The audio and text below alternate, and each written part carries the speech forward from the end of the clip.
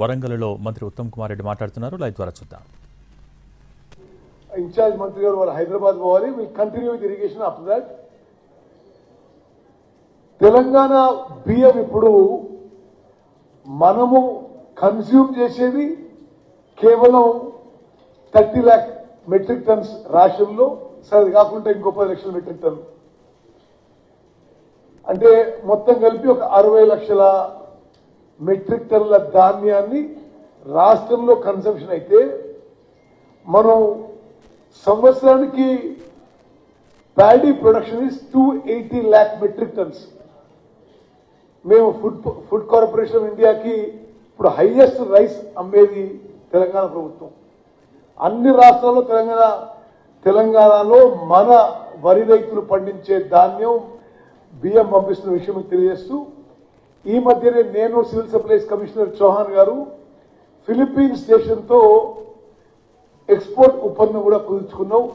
ఒక 8 లక్షల మెట్రిక్ టన్నులకి మొదటిసారి ఆ షిప్ కూడా పంపించడం జరిగింది. తెలంగాణలో పండించే ధాన్యం బియ్యాన్ని సౌత్ ఈస్ట్ ఏషియన్ కంట్రీస్ కి, ఆఫ్రికన్ కంట్రీస్ కూడా ఎక్స్పోర్ట్ మొదలు పెడుతున్నామని చెప్పి తెలియజేయడం సంతోషకరం అని చెప్పి మీకు మనవి చేస్తున్నా.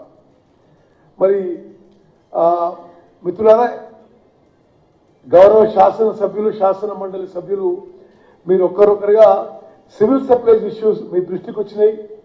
ప్రభుత్వానికి సూచనలు అయినా సరే, సద్విమర్శ అయినా సరే మీరు చెప్పవలసిందిగా కోరుతున్నాను. దాని ప్రకారం principal secretary civil supplies Chauhan garu ఇక్కడ ఉన్నారు. మరి వారు నోట్ చేసుకుని will try and redress whatever issues that you bring to our notice. Doctor Ramachandra Naik garu, government whip. Uttam Kumar Reddy గారికి, ఇన్ఛార్జ్ శాఖ మంత్రులు మన మంత్రివర్యులు పొంగులేటి శ్రీనివాసరెడ్డి గారికి, అదేవిధంగా సహచర ఎమ్మెల్యేలకు, మరి ఇక్కడ వచ్చేసిన అధికారులకు, పాత్రికేయ సోదరులకు అందరికీ హృదయపూర్వక నమస్కారం తెలియజేస్తున్నా సార్. మంచి మనుడి పునరావృతం కాకుండా ప్యాడీ ప్రొక్యూర్మెంట్ చాలా బ్రహ్మాండంగా తెలియజేస్తాం సార్. గతంలో తరుగు పేరు మీద 10 కిలోల దాకా తరుగు తీసేది, ట్రాన్స్పోర్ట్ రైతులు పెట్టుకునే పరిస్థితి ఉండేది. అక్కడికి డెలివరీ అయిన తర్వాత, కాంటా అయిన తర్వాత డెలివరీకి అయిన వారం రోజుల్లోనే వారి ఖాతాల్లో మనం మరి అమౌంట్ కూడా జమ చేస్తున్న ఘనత